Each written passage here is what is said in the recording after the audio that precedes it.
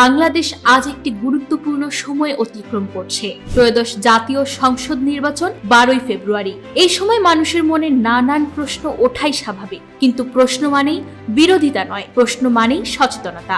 জনগণ বিশ্বাস করে দায়িত্বশীল প্রশ্নই গণতন্ত্রকে শক্তিশালী করে। বৈষম্যহীন সমাজ ও কার্যকর গণতন্ত্রের প্রত্যাশা থেকেই দেশে বড় ধরনের আন্দোলন হয়েছে। শত শত লাশ, হাজারো পঙ্গুত্ব, এমনকি কারো জীবনে স্থায়ীভাবে বদলে গেছে। স্বাভাবিকভাবেই মানুষ আশা করেছিল এই আন্দোলনের প্রভাব নির্বাচন প্রক্রিয়ায়ও দৃশ্যমান হবে।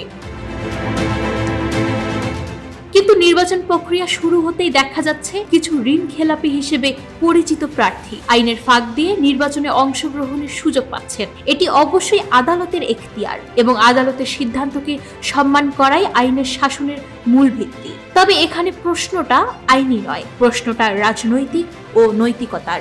যেসব রাজনৈতিক দল পরিবর্তনের কথা বলছে, জনগণের আস্থা ফেরানোর কথা বলছে, তাদের কাছে মানুষের প্রত্যাশা একটু বেশি থাকাটাই স্বাভাবিক। মনোনয়ন দেওয়ার সময় নৈতিকতা, স্বচ্ছতা ও ভবিষ্যতের বার্তা, এই বিষয়গুলো কতটা গুরুত্ব পেয়েছে সে প্রশ্ন সাধারণ মানুষ করতেই পারে। কারণ নির্বাচন মানে শুধু বৈধতা নয়, নির্বাচন বিশ্বাসের বিষয়।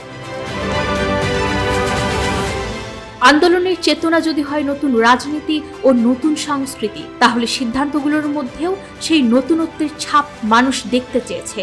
না হলে মানুষের মনে প্রশ্ন থেকেই যায়, এই যাত্রা কি ঠিক পথে শুরু হচ্ছে?